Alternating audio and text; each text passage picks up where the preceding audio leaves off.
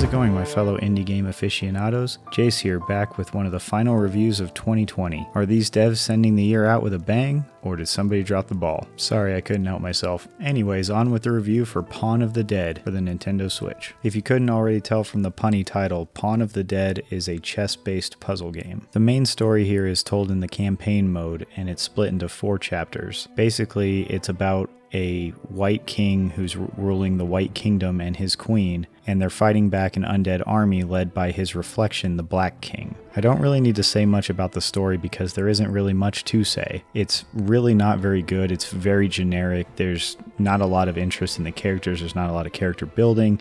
It's just something that's sort of there. It felt like it was kind of just tacked on at the end. We must end the infection before it spreads out. I hope the infection hasn't reached the castle yet. As for the gameplay, each chapter is separated into 16 individual puzzles, each of which has, at the very minimum, the Black King, the White King, and the White Queen. The ultimate goal, of course, is to checkmate the Black King, or in this particular instance, you can actually force him into no moves, which in the real game of chess, of course, leads to a draw, but in this game, it forces the Black King to teleport away and you win that puzzle. Unfortunately, the puzzles are either super easy or difficult, not because of the setup, but more because of the design of the game. And what I mean by that is some of the puzzles require you to make a move that you could make the exact same move, like checking the king. You might have 4 or 5 options on how to check the king, but only one of them will force the opponent to make a pre-programmed mistake, and that's how you win. Not by actually playing a good chess game, but by tricking the game, or doing what the devs wanted you to do, I should say, and picking the exact right move so that the opponent makes a wrong move. And that really didn't feel good. And then, of course, the easy ones often became very repetitive. There were many puzzles where it just ended up with you, with your queen and your rook, leading the king off to one side and trapping him in a corner. The devs also decided that the normal chess rules weren't quite enough to make the puzzles interesting, so they added a couple of elements. For instance, the pawns can move back and forth, and they can also attack on diagonals forward or backwards. And if any black piece, except for the king, attacks a white piece, then that white piece actually becomes a black piece. So it is sort of like zombies where they become the enemy, but that made it a lot more frustrating than fun. Because basically in the second half of the game, in chapter 3, once they introduce the Black Queen, you have to keep pressure on the king, because the second you let pressure off of the king, the Black Queen will pressure your king, and you will have no option but to restart the puzzle. As soon as that Black Queen gets pressure on your king, you really have no way out. There are a couple of other game modes that I should mention. One is a random level generator, so when you click on that, you can choose between which of the 4 locations to pick from based on the 4 chapters of the campaign,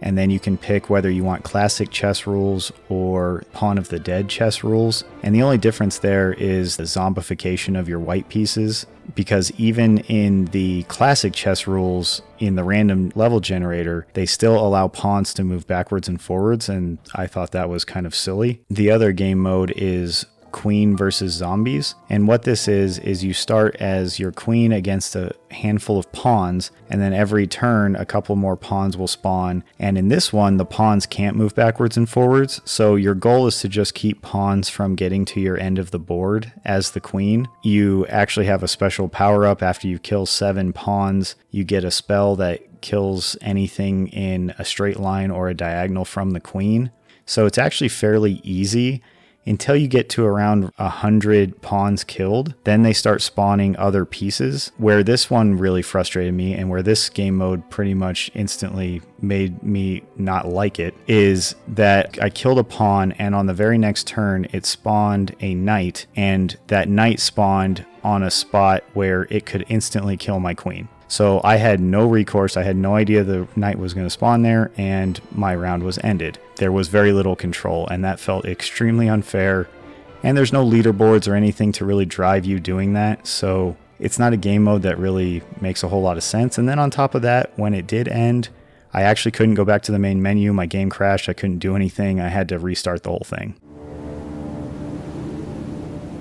Greetings, Leonard. Do you remember me? Of course, I remembered that lousy man. My reflection. Unfortunately, the visuals and audio don't really fare any better. The visuals are muddy, 3D graphics are not very good, there's a lot of jagged edges, there's a lot of blurring, the cinematics feel lifeless, and the audio, unfortunately, while it's not bad tunes, there's only one song per chapter, so all 16 puzzles in that chapter are going to play the same song, and it's a very, very short loop, so it gets annoying really fast. It's one of those where you could easily just turn the audio off and have anything else as background noise. Best audio in the game is actually the main menu screen, and that tune is actually pretty good, and it is decently long. It's actually a full song. Unfortunately, it's one of the only few good things I can say about the game. I really tried to look on the bright side of this game and try to find things that I could present as positives, but unfortunately it was just really hard to find standout components of this game, and everything just felt really weak or incomplete or just frustrating. Overall, I really just didn't have any fun with this game, and I can't recommend it. So unfortunately, going back to my early comment, seems like we're not quite going out with the bang that I hoped.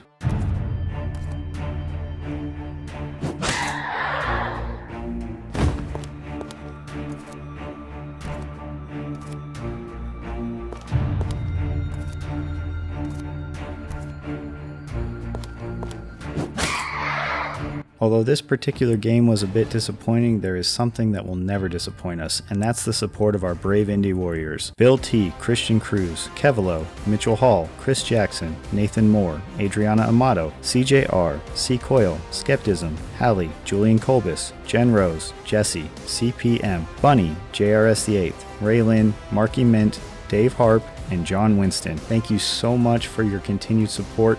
And if you'd like to join them, please check out the link in the description below.